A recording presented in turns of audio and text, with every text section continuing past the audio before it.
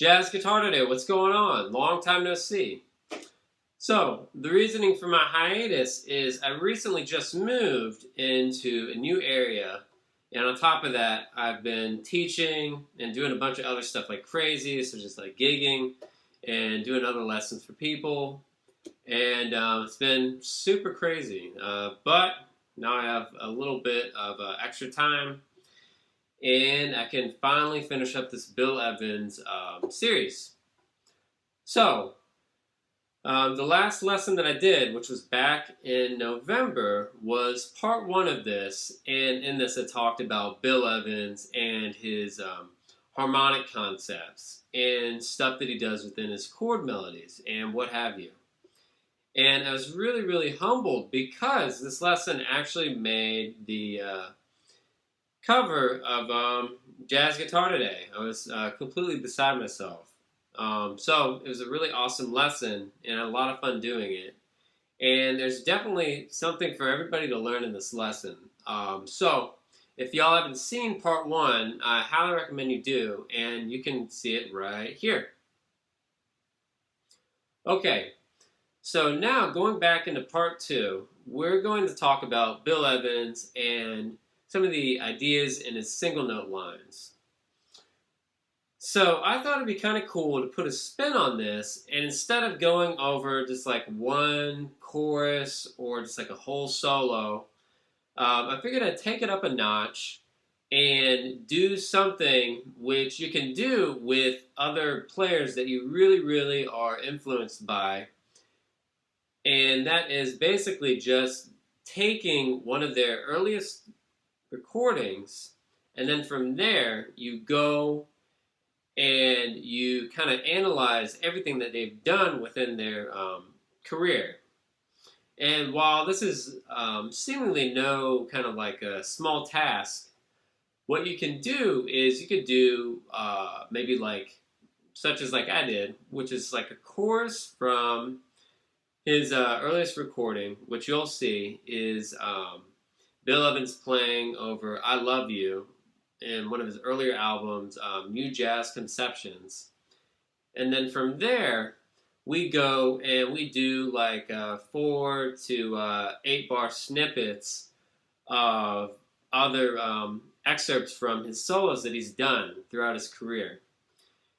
And this is really, really interesting to do because you learn more about the player that you really like, and you can also see how they developed over their time period and time frame. And Bill Evans is a really great kind of player to do this with because he was around with bebop and cool jazz. And then you see him in like modal jazz where he kind of like transformed his kind of like whole playing style. And then arguably towards the end of his career, it somewhat stayed the same, but it was a little bit more harmonically colorful. So I'm going to show y'all all these licks, and then right after that I'm going to use the concepts featured in each one, and I'm going to show you all how you can build your own solo from that and take something away from all these. So, let's get on with it.